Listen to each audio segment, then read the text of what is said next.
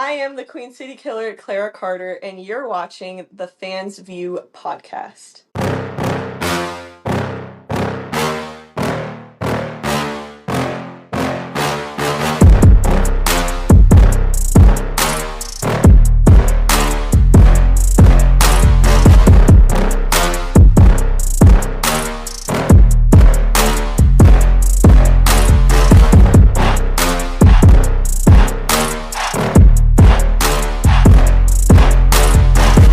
What's going on, everybody? Welcome back to another episode of the Fans View podcast.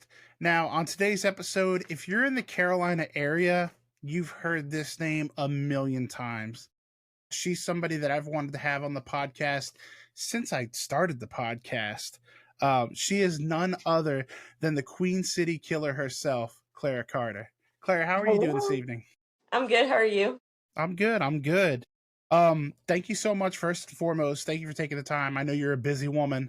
Thank you so much for having me. Absolutely. How could we not have the Queen City Killer? That might be the coolest gimmick name that I've had on so far. Oh my gosh, thank you so much. We're going to dive into that too. But before we get too far into the Queen City Killer, I want to ask you, when did you first fall in love with professional wrestling? Gosh, honestly, I don't remember a time where I didn't know about wrestling or I didn't watch wrestling. I have two brothers, and I remember there was one night where my older brother couldn't fall asleep. So my dad was just like flipping through the TV, just trying to find something to keep him entertained.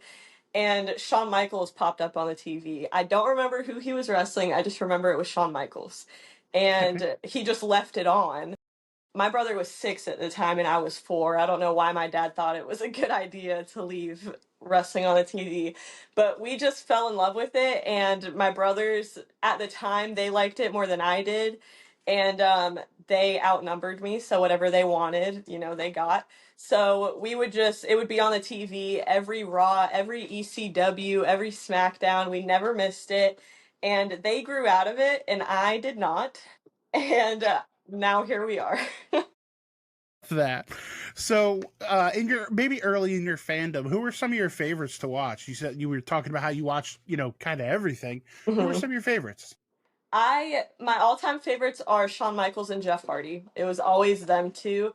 I don't know, my dad loved to like get us like old school ECW DVDs. I don't know why. It was the craziest thing ever. But I never had an actual favorite in ECW because I just thought it was Mayhem. just crazy. But it was very entertaining to watch. But it was always Jeff Hardy and Shawn Michaels for me. Women wise, it was Mickie James. I always loved her. Okay. Your dad, A, sounds amazing, and B, out of his mind. Like, oh, hey, kids, here's some vintage ECW for you to watch. My mom got so mad. I still have the ECW DVD. It was like a 3-disc set, and it was like the bloodiest Oh ECW my match. gosh. Yeah, Yes. we have that. And I was Bloodsport. like, Yep. yes, I want to say I was like 6 or 7 when we got that. My gosh. So not only did he get you vintage ECW, literally the worst of the worst. Yeah. I'm very familiar with that box set. That's actually the first time I saw the barbed wire match with Sabu, where he tears his bicep and duct tapes it back together. Yeah.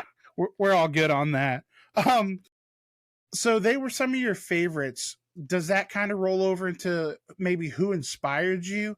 Obviously, we're going to get to when you kind of make that transition, but who inspired you to become a professional wrestler?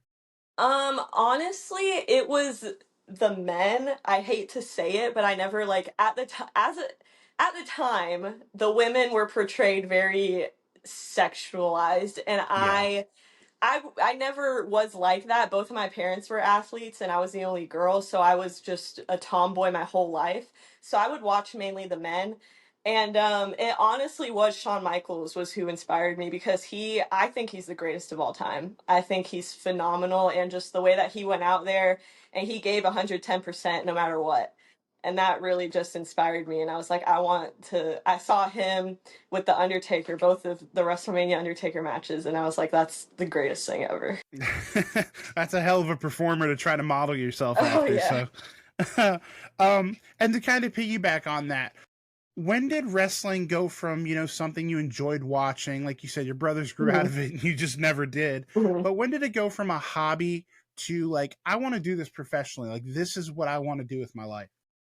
So I grew up doing Brazilian jiu-jitsu, and we had wrestling was always like when you're in kindergarten and your teacher's like, "What do you want to do?" I'm like, "I want to be a wrestler." They're like, "Oh, okay, that's cute, whatever." And I started doing jujitsu and I competed in it, and I would like travel and compete and stuff. And I want to say when I got my first job when I was 16, and I would put 25% of every paycheck I got into a savings account.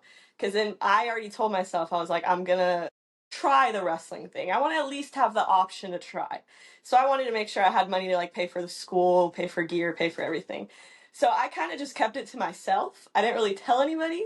And then I graduated high school, and my jujitsu coach was like, "Okay, we gotta like hit the ball rolling. Like we gotta start traveling out of the country, get you to bigger jujitsu competitions." And I was like, "Well, I kind of want to go try this pro wrestling thing." And he was like, "What?"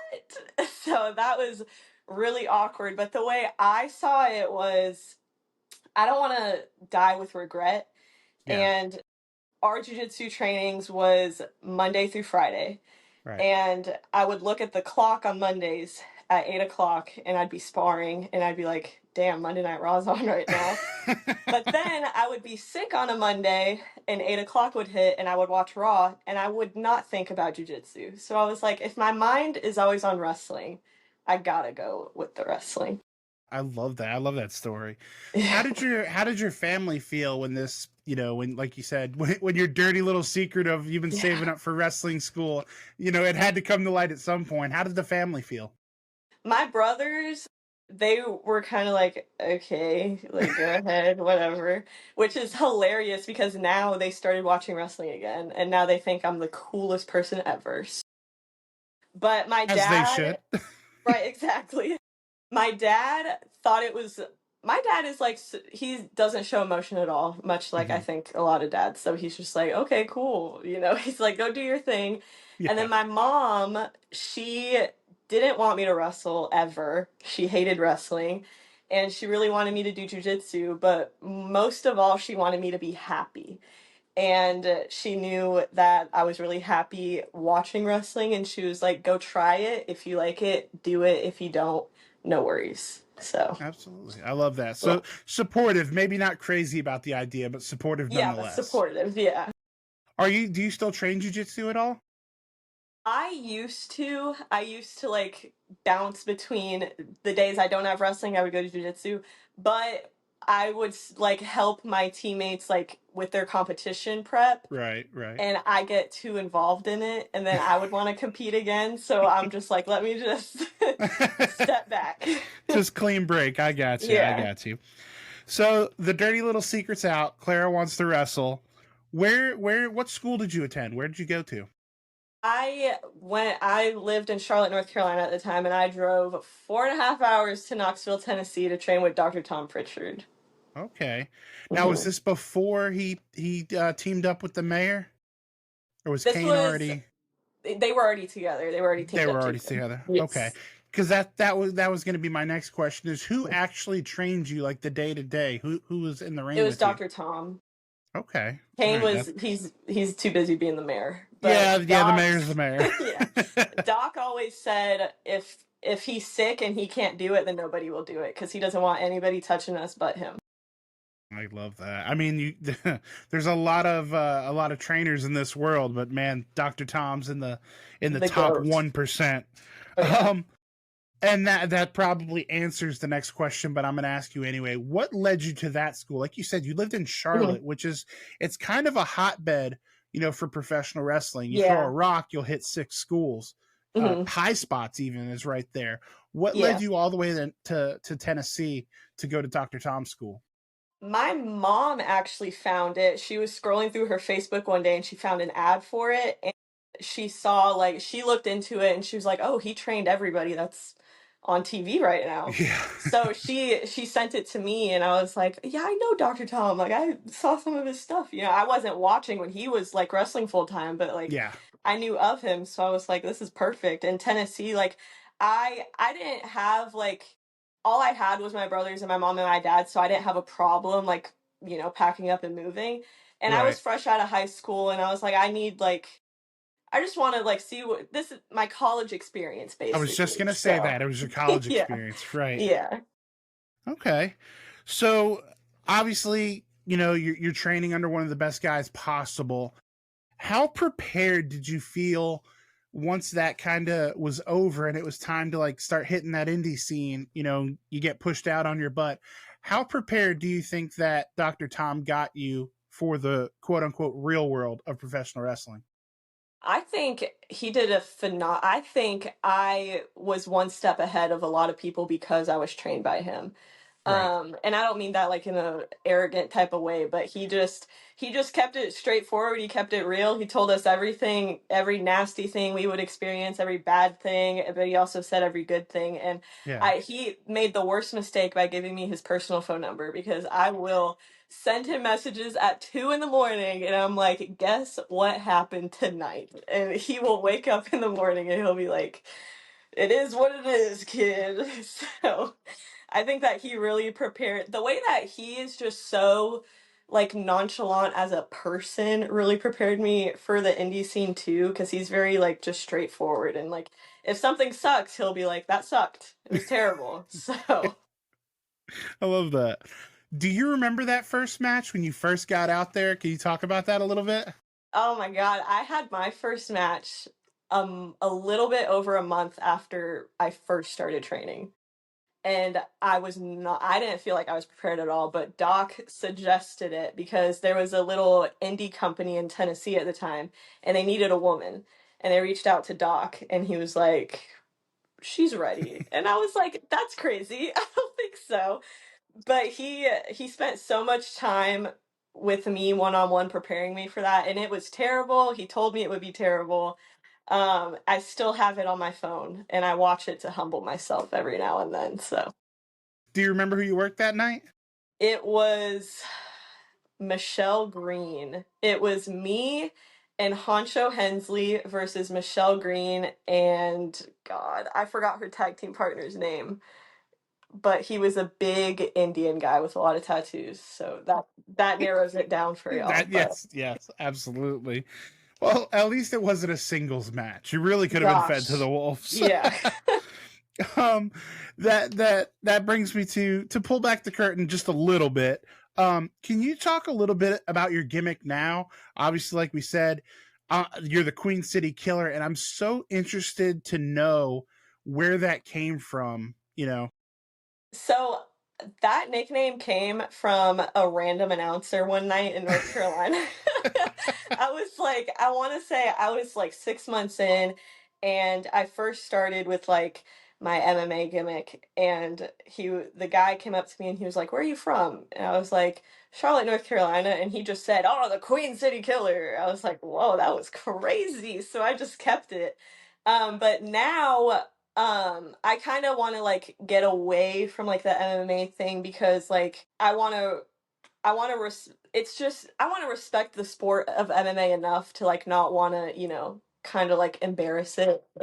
Yeah, yeah. So I'm right now I'm trying to incorporate my culture more because I'm Brazilian. Mhm. So there's not a lot of Brazilian wrestlers, especially on the indies. So I've been trying to really incorporate my culture. I'm just a bad bitch, honestly. That's just what it is now. I'm just a bad Brazilian bitch. I love that. Um, is it safe to say you're a heel at heart? Because I've seen a lot of your work, and you tend to. It Yeah. seems like you really enjoy being a heel. Honestly, Rock made me debut as a babyface, and I was like, "Listen, I'm a brown girl in Tennessee. This is kind of crazy. I don't know if they'll cheer for me." And he made me be a babyface. I went to North Carolina. I wrestled for like a month in North Carolina. Then I went back to Doc for a week, and I cut a promo in front of him, and it was a heel promo. And he just looked at me and he goes, "I always knew you were a bitch." And I was like, "That's crazy." You have by far. I'm going to say it right now. You have the best resting bitch face I've ever seen in my life. And I mean that with so much respect. Like, the first time, just a little story, like the first time I was ever exposed to you was I saw your trading card. Shout out Kayfabe Cardboard. I Mhm. saw your trading card, and I'm sure you're familiar with it. You've signed a million of them. Just the resting bitch face you had. I was like, okay, all right. And that's when I started asking around about you, and everybody was telling me like, "Oh, that's Clara Carter. You got to check her out." Then obviously, YouTube, everything later. Here we are. But yeah, that face. Yeah, Didn't even know I did. We were at PWF last weekend and Dave Dawson was like throwing an idea out. And I was just sitting there. I didn't have a thought in my brain. I was just sitting there and Dave's like, "Damn, Clara, do you think it's a stupid idea or something?" I'm like, I'm just sitting here. oh my god, it's so much more impressive now speaking to you and getting to know you, and you're like genuinely just cheerful and nice to see that trading card, and now to put this face with it. Well, just bravo. Well done. Thank Well you. done. um, so being a product of the Carolinas, and obviously you worked a little bit in Tennessee and all over, really. Do you have, and not to put down any other place, I don't want it to seem like it's an either or, but do you have like a favorite town, maybe a favorite building that you've worked in a couple times that really stands Oh out to you? gosh. I'm going to New Jersey on Saturday and I'm wrestling at the Monster Factory and I love going there. It's a drive, but I Yeah, absolutely love going there. Their building is the coolest thing ever. They have an old school weight room as the locker room and then they have their ring set up and then they have shoot wrestling mats on the floor, like covering the entire gym floor and they teach kids shoot wrestling and like pro wrestling. And I just think it's yeah. so cool. And when I look at that, it just makes me like, I want to do something like that. Like when I retire, have like a cool facility like that. So I love going there. Missy Sampson is also phenomenal. I love working for her. I love working for AML, obviously. It's always super fun there. Um, and Pile Driver Pro, Axton Ray owns a wrestling company in Tennessee called Pile Driver Pro, and those are really fun also. I love that. On that same note, obviously, you haven't been in the business a long, long time, but Mhm. you've got some matches under your belt. Who are some of your favorite people, maybe one or two, that you just really enjoy being in the ring with? Whether it's that trust, whether it's the chemistry. Who are some of your favorites? I I wrestled Camille three or four times now, and she's just a phenomenal woman. When I think of a woman, I think of her. She is a goddess. She's just so giving, and I just learn so much every time I wrestle her. I love I love wrestling Ella Envy too. When Yes. I first started in North Carolina, my husband hates when I tell this story because him and Ella got beef. But when I first started in North Carolina, I was thrown into a tag match and I was Ella's tag partner because her partner canceled. So I was thrown in literally day of. And all the other girls didn't want to talk to me. They were so mean to me. They were like, whatever, you're 2 months in, doesn't matter. You're not getting anything in. Ella Envy was the absolute nicest person in the world. She was an angel. She sat with me, she talked to me. And then a few months later, I did the Crockett Cup for NWA. And Ella was with me the whole time, making sure I was calm, making sure I knew what I was doing. I cannot say enough good things about her. I love that. We've been trying to get Ella on the podcast, so maybe now we're gonna put this out on socials and maybe Uh-huh. butter her up a little Tag bit. her, say, Ella, you gotta do it. We're gonna get Claire on you, Envy. We're gonna do That's this. right. I'll pull up to your house. Hey, you. Yeah, watching this right now. I see you. If you're enjoying what you're watching, I've got one quick favor to ask, and it only takes a second, costs you nothing, and makes a huge difference. If you could go ahead and hit that like button, maybe drop a comment. If you haven't already, make sure you're subscribed. Doesn't seem like much, but for small creators, it's everything. So let's help more people find this channel and keep the content coming. And honestly, I'm pretty sure the podcast will be really grateful. So if you're having fun, you like what you see, make it official, click those buttons. And the Fans View podcast, we'll see you next time. Bye, friends. Something I was also pretty excited to ask you about, because I know I've seen you there probably every year since you've been wrestling, it feels like. Being in the Carolinas, obviously, November, the end of November means one thing. It means WrestleCade. How big of a deal do you think WrestleCade is, in the sense of how much has it impacted your career, I guess, to be able to come to WrestleCade and get in front of that massive audience that they've accrued over the years? How helpful do you think that's been to your career specifically? It's been so helpful. Even if I'm not wrestling and I'm just walking around, just meeting the people that you meet at WrestleCade is absolutely crazy. I literally, just this past WrestleCade, I was just walking around because I just got done with my signing, so I was just walking around and I wanted to get a picture with Lita, so I was waiting on Lita, and then Mick Foley was right there, so I just started talking to Mick Foley, and we had like a 20-minute conversation. It's like the craziest thing ever. But it is very important to get in front of an audience like that, to market yourself, not only in front of fans, but also in front of other workers and in front of other promoters and stuff. And the Super Show is the most people ever. It's crazy. So it always just feels like a dream whenever WrestleCade comes around. Yeah, they fill that venue up, the Benton Convention Center there in Winston-Salem.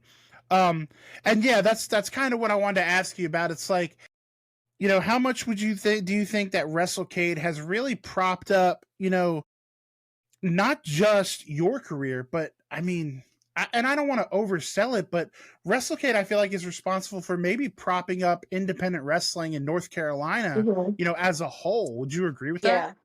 Oh, 100%. I remember a few years ago, we did Dax Harwood versus Speedball Mike Bailey. And Mike Bailey is in North Carolina a lot because of Firestar.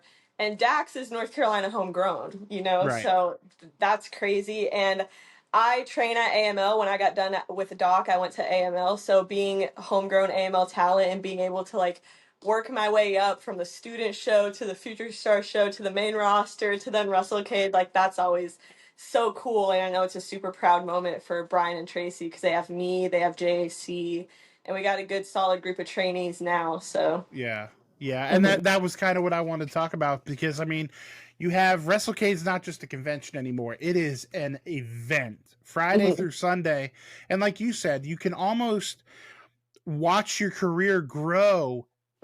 And kind of point to where you are in that pecking order. Are you on Ladies Night Out, or used to be, I guess, Queens of Combat? Are you on the AML show? Are you on the WrestleCade Super Show? It's you can really chart your progression.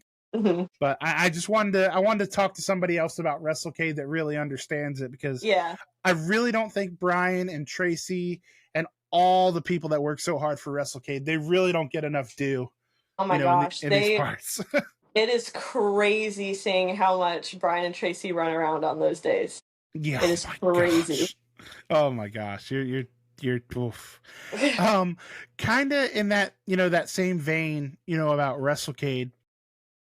If you could face somebody, any company, because I feel like WrestleCade might be the one place that could facilitate this. What is the dream opponent? Any company, any era? Gosh. Who's standing across the ring from Clara Carter? It was, I'm so delusional. I thought it was going to happen. I thought it was going to be me and Jordan Grace. I'm not going to lie. I really thought it was. And I would message Brian every month. I'm like, Brian, Jordan Grace, please, come on.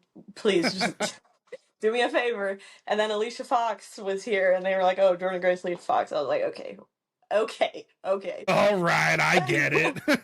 And then I would love, and I saw that she has a match at, I think, WrestleMania weekend, Mickie James. I would absolutely love it. Okay. I mean, those are some solid answers. Very interested in asking you about this, because obviously you are a student of Dr. Tom. When I think Dr. Tom, I think Smoky Mountain. When you think Smoky Mountain, you think Jim Cornette.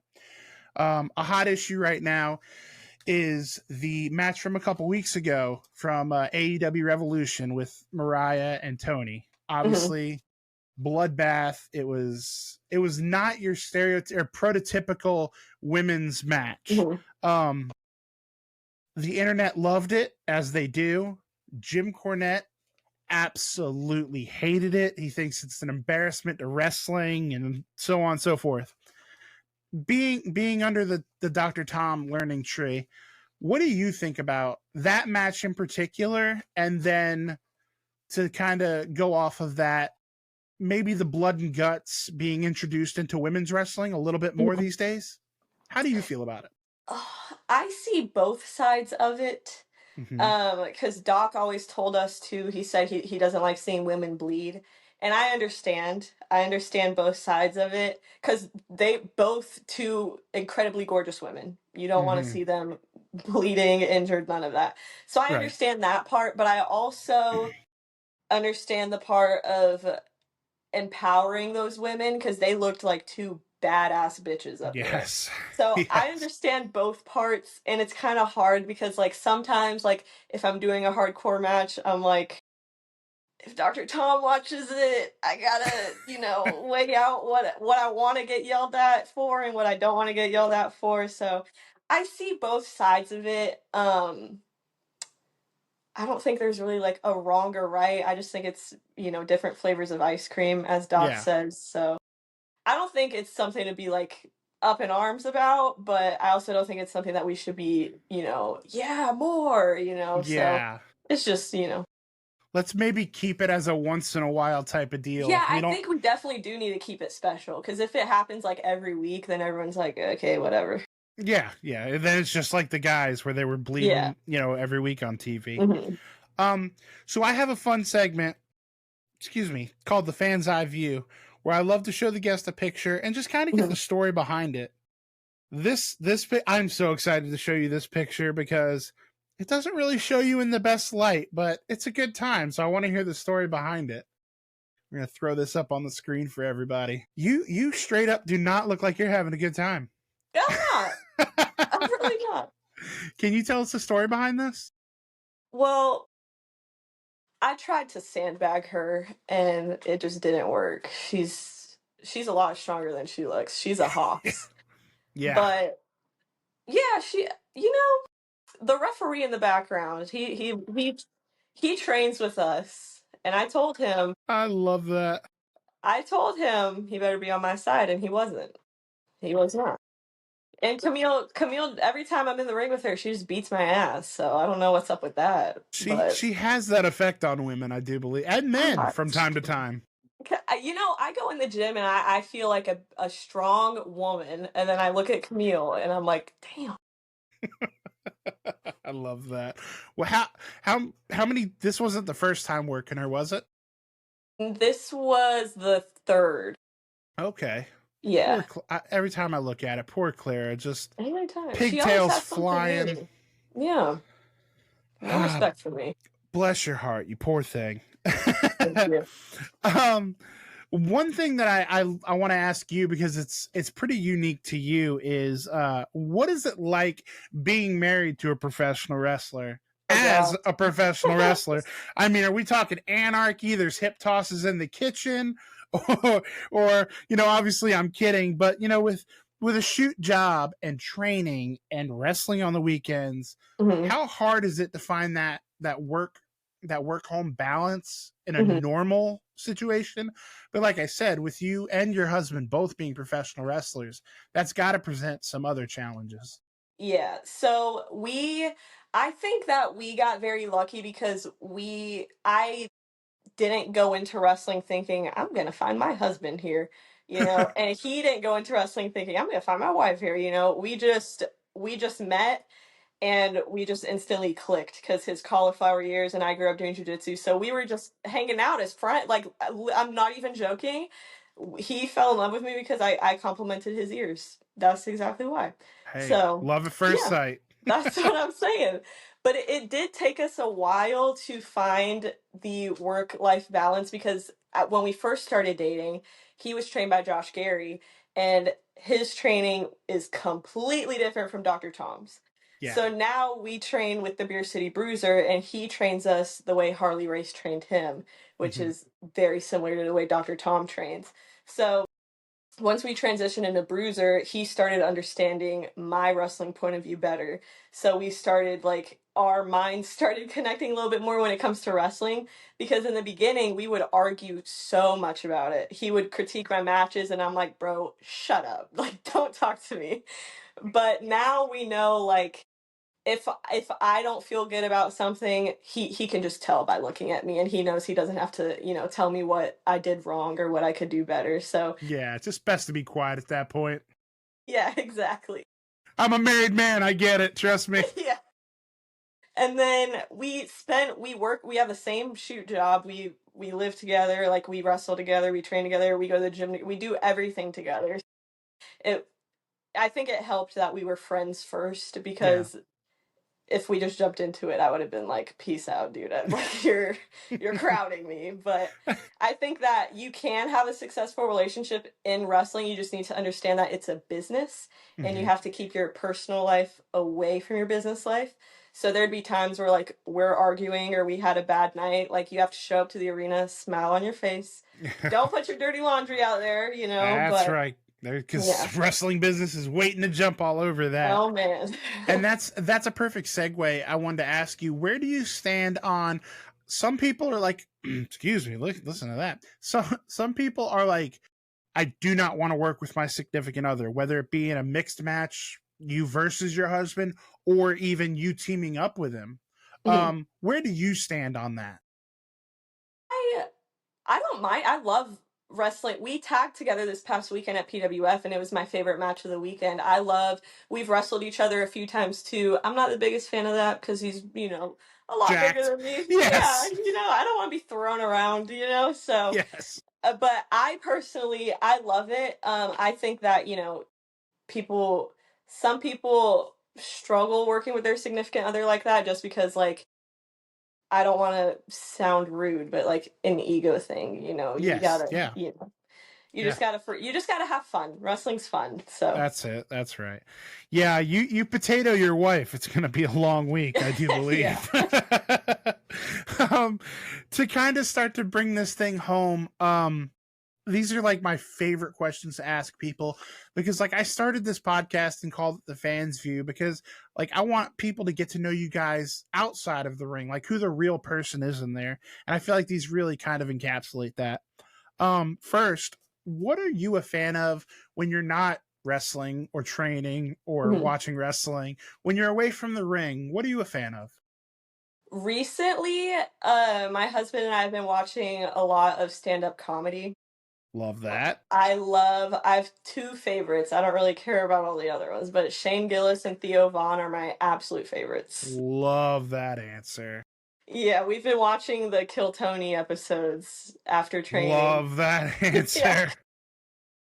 Are you going to be in Vegas WrestleMania weekend? Oh no. Oh, I lost you for a second. We're back. There we go. I think we're back. Okay. Yes. Are you in Vegas WrestleMania weekend? Yes. Did you see that Tony actually got announced for like a WWE type? Yes, I saw that, and one can only assume Shane Gillis is going to be there. You have to He's think. I got mean, to. Yeah. that is going to be insanity of the highest order. It's going to be amazing. This is a hard question to ask because I could just generically be like, what's the best piece of advice you've ever gotten? Mhm. But do you have a piece of advice, whether it be wrestling related, marriage advice, just life advice? Do you have a piece that maybe you've gotten over the years that just really resonates with you and it's stuck with you? Wrestling is supposed to be fun. Wrestling's fun. So when I first started, I would beat myself up so bad if I did something wrong, if something didn't go the way I wanted it to, if a girl was mean, and I would, like, it's very easy to get bitter in this business, Yeah. but you just have to remember wrestling's fun. Wrestling was here before you, it will be here after you. So just try to make it better while you're in it. Bruiser tells us that all the time. He says, make wrestling better than it was when you first got into it. So yeah, just have fun, because there's a lot of mean people, unfortunately, and there's a lot of mean girls and there's a lot of egos. But if you go in with the mindset to make your opponent look like $1,000,000, they should have the same mindset, and then you'll have a beautiful, amazing match. I love that. Keep wrestling fun. Mhm. I love that. Last but not least, here's where we get all deep and emotional on you. What do you, at this point of your life, like you said, you're successful. I deem you very successful in the wrestling business. You know, you're a married woman, happily married woman. You know, things seem to be going pretty well for you. What do you consider success at this point? Gosh. Success to me was always living without regret. I don't want to be older and think, oh, if I would have just done this, if I would have just done this. So to me, even if obviously everybody's biggest goal WWE, if I don't make it, you know, at least I know I gave it my best shot. I was trained by the two absolute greatest trainers in the world. I did my absolute best in the gym. I did my best in every match I had. I'm happy right now. I have a phenomenal husband, a phenomenal family. I have 2 beautiful cats that my husband hates, but happy wife, happy life. So it don't matter. Preach. Success to me would just be just happiness and being content, honestly. I love that. And just leaving professional wrestling maybe a little bit better than you found it. That's right. I love that. Clara, thank you so much for coming on tonight. Where can people get a hold of you on socials? And what upcoming dates do you have coming up? What do you got going on? On all my social media, I am at Clara Wrestling. I don't really, people get mad at me because they're like, we want to know more about Clara the person. And I'm like, well, I just don't like social media that much. Hey, so we're protecting the gimmick, brother. Right. We're protecting the gimmick. Exactly. I'll post match highlights, stuff like that. My husband will post more about us, so if you want to see more of that, go to him. Then I'll just share it if he remembers to tag me. But at Clara Wrestling everywhere this weekend. I think I only have Bell to Bell on Saturday, which is in New Jersey at the Monster Factory. And then I don't know where I'm at next weekend. It will be in my calendar, and I will share the poster on my social media. Make sure to follow her on all the socials, Facebook, X, Instagram, all that fun jazz. Go show Clara some love. And if you want to know the real Clara, just watch this episode. Exactly. And if you can't watch it, go listen to it on Spotify and Apple Podcasts, or just do it all. Whatever you want to do. You know, no pressure. No. Just look for the resting bitch face, and it's all good. Like I said, Clara, we love you here at the Fans View. I'm so glad that we could finally do this. And hopefully we can have you on again, maybe come WrestleCade time. I would love to. This would honestly, I hope other podcasts don't watch this. This is the most fun I've had. I'm not even gonna lie. Well, I love it. I'm so glad we could have a few laughs tonight. I know, like I said, I know you're a busy lady, so I appreciate it. Everybody, like I said earlier, make sure to go show Clara some love. If you can't get out to New Jersey, follow her. It's free. X, Facebook, Instagram. Go show her some love. Buy some merch. Whatever, guys.